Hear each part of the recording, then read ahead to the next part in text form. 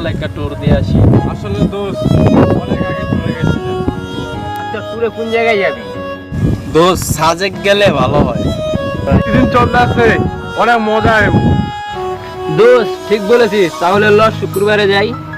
ঠিক বলেছ, চল তাহলে যাই শুক্রবারে। দোস্ত তুই তো বুঝলি আমার পকেটের অবস্থা। শান্ত আমার বন্ধু, তুই আমার বন্ধু না?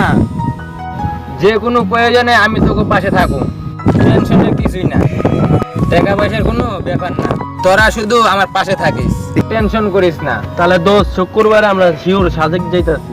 তাহলে চল, টাকা যা লাগবে সব আমি দিব। আরেক কথা বলার লিমনকে জানাতে হবে।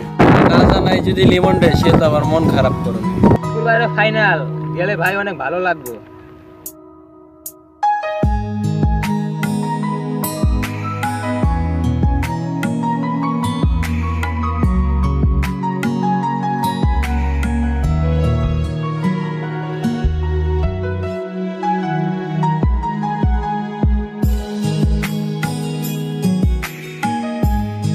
ঈদের মজা হলো পুরাই হচ্ছে।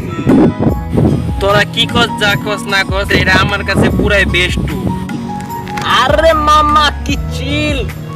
মামা চাটা অনেক ভালো ছিল। আরে মামা প্রচুর মজা হয়েছে চাটা। আমার লাইফে এটা বেস্ট ট্যুর। ইনশাআল্লাহ আবার সামনের বছর যাবো। ঠিক আছে, সামনে বছর আবার যাবো দোস্ত। যাবো তো। আর ওই জায়গায় একটা তৃপ্তি রয়ে গেছে। আরে মামা পাহাড়ে যে উঠছিলাম না মামা, সেই মজা হয়েছে মামা। ওরা যে একটা ধাক্কা দিছিলাম না, আর আরে পড়ে যাইতো। আরে মামা মজা হয়েছে এই জায়গায়। সেই মজা সেই। অনেক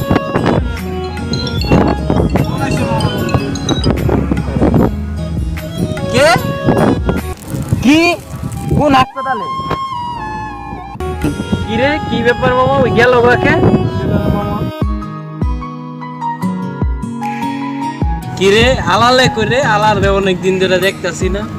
দিন চলে গেল না, আমাদের সামনে থেকে ফোন আসলো। কিছু ফোনেও পাই না। ফোনে পাইতাছি না। বাদ দে দোস্ত, একটা না সুখবর আছে। আরে আমি না একটা বাইক কিনতাছি। আচ্ছা মামা, আমার ফার্স্ট টাইমে উঠে গেল তোর বাইক। আরে মামা আমার গার্লফ্রেন্ডের কথা দিছি মামা।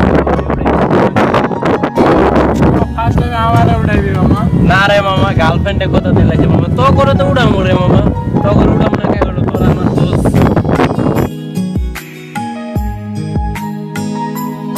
নো বাইক কিনতাছি জানো? হ্যাঁ তুমি একটা কথা তোরা জানো, তোমারে দায় উঠামু বাইক, তোমার উঠামু না, তুমি আমার জান, তোমার উঠাম না কার উঠামু? আরে জানো রাখো, তোমার লগে একটু পরে কথা বলতে। কি রে মামা 7 দিন তুই কই আছিস? তোর কি কোনো সমস্যা? তোর এরকম লাগতেছে কে দোস্ত?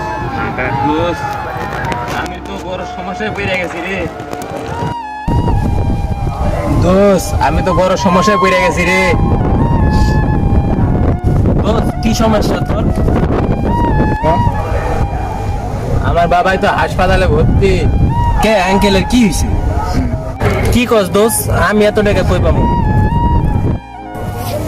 দোস্ত তুই না বাইক কিনবি, 1 লাখ টাকা জমাইছস, আমার 1 লাখ টাকা দে, আমার অনেক উপকার হইব। আমার বাপের অপারেশন হইলে তোরে দিয়া দিমু।